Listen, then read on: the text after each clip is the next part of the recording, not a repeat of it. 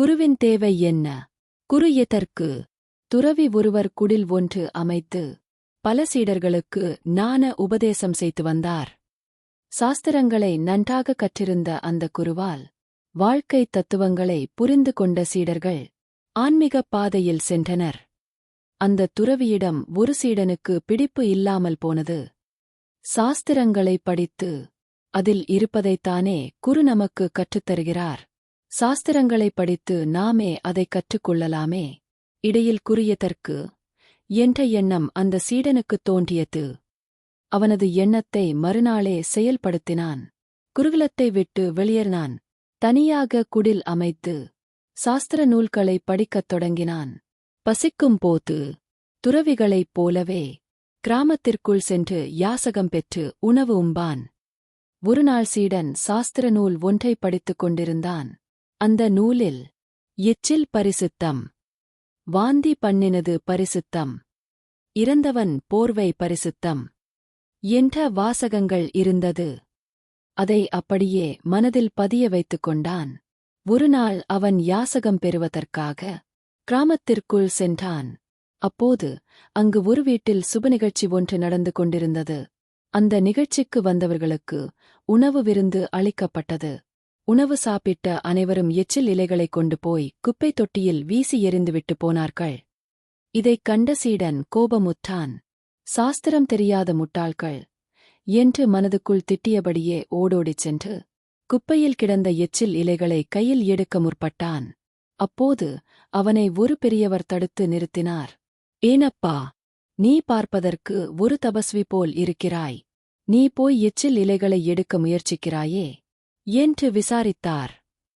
உங்களுக்கு சாஸ்திரம் என்ன சொல்கிறது என்று தெரியாது. அதனால்தான் என்னைத் தடுக்கிறீர்கள். எச்சில் பரிசுத்தம் என்று சாஸ்திரம் சொல்கிறது தெரியுமா என்று தனக்கு எல்லாம் தெரிந்தது போல் கூறினான் சீடன். முதியவர் குழம்பிப் போனார். அதன் பிறகு அவனிடம் முழுமையாக விசாரித்தார். அப்போது சாஸ்திரத்தில்தான் படித்த வார்த்தைகளை அவன் தெரிவித்தான். இப்போது அந்த முதியவருக்கு புரிந்துவிட்டது.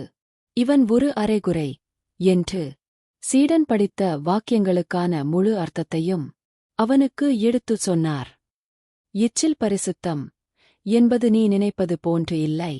கன்று வாய் வைத்து பால் குடித்த பிறகே பசுவின் மடியில் பால் கறப்பார்கள். ஆனாலும் கூட அந்த பால் பரிசுத்தமானது. அதைத்தான் இறைவனுக்கு பாலாபிஷேகம் செய்வதற்கும் பயன்படுத்துவார்கள். அதனால்தான் எச்சில் பரிசுத்தம் என்று சொல்லியிருக்கிறார்கள் என்று விளக்கினார். சீடனின் மனதில் பெரிய குழப்பம். அப்படியானால் வாந்தி பண்ணினது பரிசுத்தம், இறந்தவன் போர்வை பரிசுத்தம் என்பதற்கு என்ன பொருள் என்று வினவினான். முதியவர் புன்னகைத்துக் கொண்டே அவனுக்கு பதிலளித்தார். தேனீக்களின் வாயிலிருந்து சுரக்கும் தேனைத்தான் அப்படிச் சொல்லி வைத்திருக்கிறார்கள். கடவுளுக்கு தேனைக் கொண்டும் அபிஷேகம் செய்வார்கள். அதனால்தான் அப்படி கூறப்பட்டிருக்கிறது. பட்டுப்பூச்சிகள் இறந்ததும் அதிலிருந்து பட்டு நூலை பிரித்தெடுத்து ஆடை தயாரிப்பார்கள்.